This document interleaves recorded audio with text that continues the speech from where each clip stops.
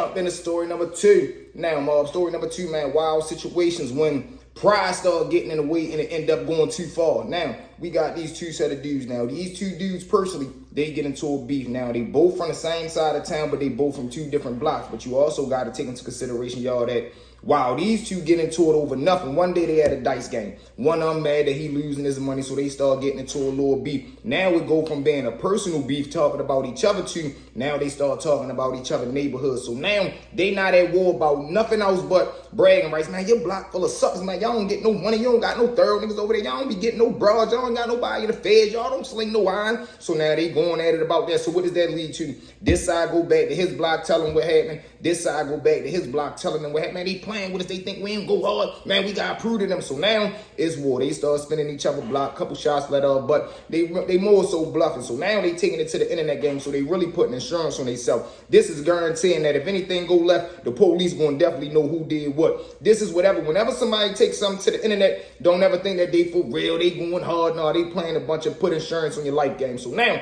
as this is going on, like I told y'all, you always going to have people that you think is your friend that's selling your dirty laundry to the other side. So now that is going on to the internet, they start talking about each other, baby mother, kids, mothers, fathers, brothers, people that they got over to jail. Yeah, boy, your brother over to jail. My little man's in them just robbed him. They put his face in the toilet, this, that, and the third. Whole bunch of wild stuff is coming out. So now they playing the fake spin your block game. What does that mean? You might got a home girl. You might tell her, listen, ride around this address real quick and tell me who outside. She go around there, tell you ain't nobody outside. Now you and your homeboys jump in the car. Y'all spin around there, jump out the car, make a fake video like y'all looking for the opposition. They not out. Fake show your weapon, all this kind of bluffing stuff. Jump back in the car, get out of there. But this is where it get ugly at, y'all. One night a party come to town. Of course, the whole city go to the party. Now, when everybody get up in there, one side see the other side in there. So, of course, everybody whispering, look, yo, when we get outside, run to the car, grab them pistols. We going to meet over there by the side. But before it get to that point, the two little dudes see each other. They bump into each other in the middle of the dance floor.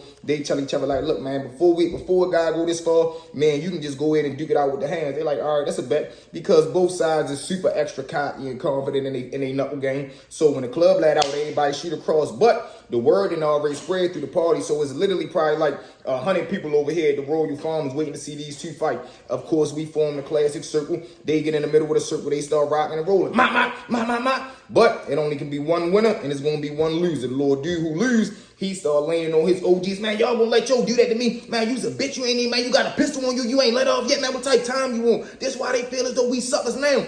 So the OG, or so-called OG, he feels as though he got put on the spot. He goes and his dip to up the joint, but I don't know if he was scared, heart beating too fast, nerves ain't working right. When he up the pistol, he drop it. Now, when he drop it and it hit the floor, it goes off. Boom! Now, when it go off, of course, everybody like, oh my God. People start scattering. Dudes that got joints on them, they start up and ducking. What was that? But like I told y'all, it's a club let out. So you got security parked across the street. You got regular blue and whites at the top of the street and at the bottom of the street. So as soon as everybody hear the sirens, everybody start dispersing, going their separate ways. You got dudes running in the store, dudes running across the street, up the street in their car. All you hear is tires and wheels. That's enough. Skirt. But crazy situation, man. All over pride, a little dice game gone wrong, maybe $30, and two dudes who can't put their ego to the side and just accept a loss. But with that being said, family, let's jump into story 2.5, man. We rock and rolling today, y'all. Now, this one right here, man, is a crazy situation because it shows you that you can set out with a mission and a purpose, and in the meantime, you get so caught up in the action,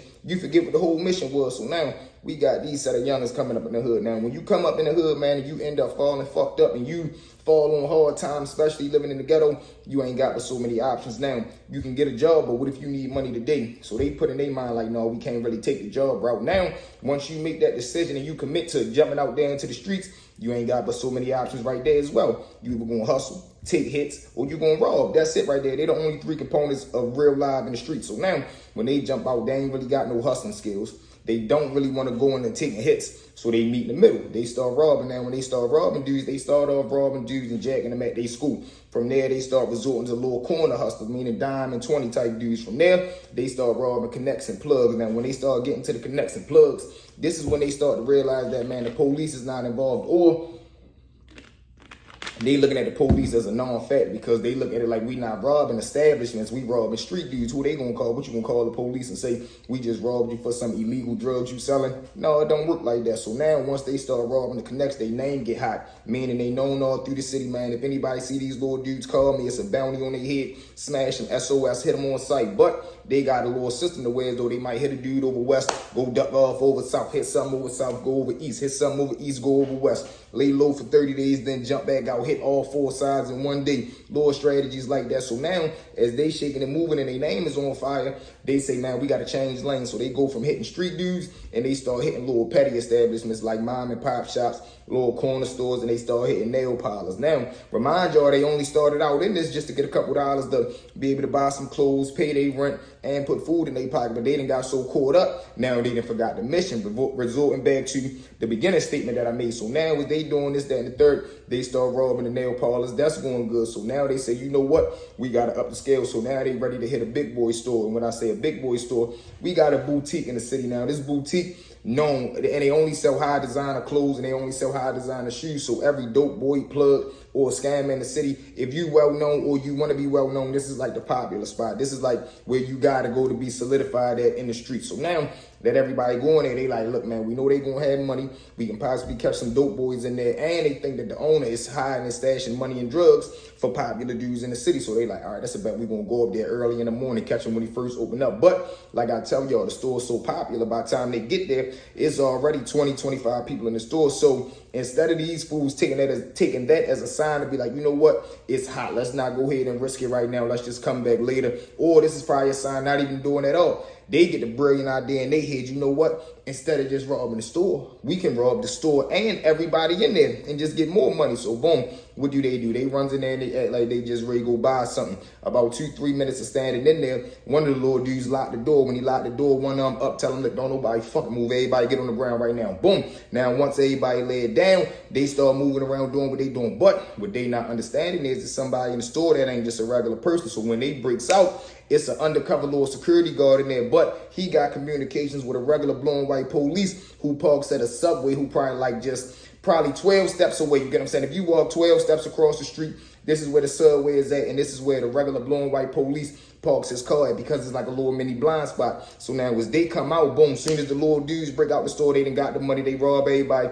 hit the register, take the manager in the back, they hit the safe, they breaks out with the money, they done got away with everything, they jumps in the car. But soon as they break out the door, the little security guard dude jump up, he called the regular blue and white police. So now he comes right up, because I told y'all it's right across the street. As he's coming out of by the Subway street, he see the little dudes jump in their car, and the dude who just got robbed in the store, he already told the police officer that all of them got loaded weapons in the car. So the police pulled in the middle of the street. Only thing that saved them is the little dudes, as they go to pull out, there's about 5 cars in front of them, and it's a red light, so they caught up in traffic. Police officer jumps out the car, tell him freeze, put the car in park. They don't listen. He get to banging off at him. Boom, boom, boom, boom, boom. Now when he bang off, they tries to S off, but like I told y'all, it's 5 cars in front of him. They hit a parked car. He tried to swerve it to the right. They runs into a car with somebody right there that's at the red light. Boom. Now when they do that, airbags blow out. Police runs to the car because all 2 of the, I think it was about 3 dudes. He runs to the car because all 3 of the little dudes that's inside the car, they gets knocked out by the impact of him just crashing into 2 cars. He gets right there, pull him out the car, of course, handcuff him. He done already called for backup. So by that time, other blue and white police officers is parked at the red light, jumped out their car, running towards the scene of the crime, get the rest of the dudes out there, throw the weapons on the ground. Crazy, yo. All because it started out with a couple of youngins wanting to get a couple dollars, and it ended up with this, man. Crazy situation. But with that being said, family, let's jump into story number 3. Now, story number 3, man, another wild situation where as though dudes not treating people the way that they supposed to be treated, or they would want to be treated. Karma end up going left, and this is what happened. So now, during this time, I'm working at a little dinner warehouse. Now, the dinner warehouse is like a convict job, meaning like for people that's just getting out, people that got a criminal background, or this is like your first job ever in life. So now, when I'm working up there, the boss, he's super cool. The people that own the company, they was from like Jews across seas or something like that, but they had this little manager there named BJ. BJ. He was like the ultimate tattletale, cold-blooded sucker, pure headache, no way around it. But he was the person that the people that owned the company, they depended on him because he been there the longest. He was probably there for about 20 years. So now he was such a headache, man. He would just be on you for no reason, knowing that you come from a criminal background, or he was hoping that he would say something to you, knowing you got a thin patience, you'll swing on him or lean on him, he'll sue you and get you fired. Like, games like this is what he played. This the type dude he was, man. Every day on break, he'd go in the bathroom, throw on these little swimmer tights, come back out, throw his little police glasses on, 6-year-old helmet, knee pads, elbow pads, rollerblade skates, go out there in the parking lot, roll around skating, come back in like looking for something to yell at somebody out. Man, why is this piece of paper right there? Who had the machine? Somebody ready to get fired around here. I'm like, stuff like that, man. So one day we get the little new employee to come through. His name Jerry. So now when Jerry come through, he worked there for about 5 months. Great worker. So now only thing that was cool about the job was if you was a good worker, you could refer a homeboy and they would hire him on the pretenses that he worked like you. So now boom, Jerry get the job. He working 5 months. He get his homeboy up the job. Now when his homeboy come up there, he just coming home from prison, so he don't smoke, drink, nothing. He on papers. Boom, he doing his job, good job. Now we got another little dude. He just came, he just got hired. He was like a Navy person or Army person, something like that. And he had a real bad habit of cigarettes and weed. So boom, every day on break, he would go in the bathroom, roll up blunts. Sometimes he would even try smoking there, like him just not can, because he was like, man, I get a check from the Navy or the Army anyway, so I don't even really need this money. I'm just doing it for some side money. Now,